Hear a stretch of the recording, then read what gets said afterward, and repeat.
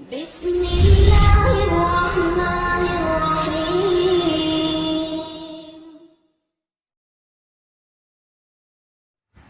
वालेकुम। मैं आपको अपने चैनल में खुश आमदीद कहती हूँ और उम्मीद करती हूँ कि आप सब लोग खैरियत से होंगे।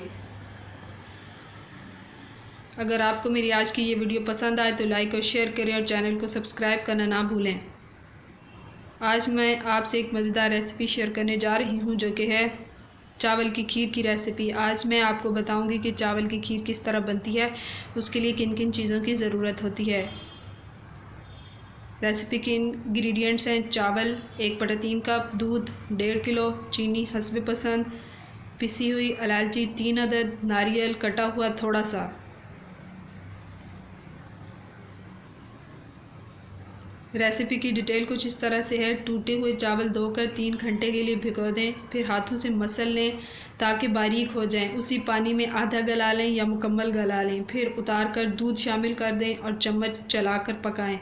गाढ़ी होने लगे तो चीनी हस्ब पसंद शामिल कर दें और इलायची भी डाल दें। नारियल काट कर डालें।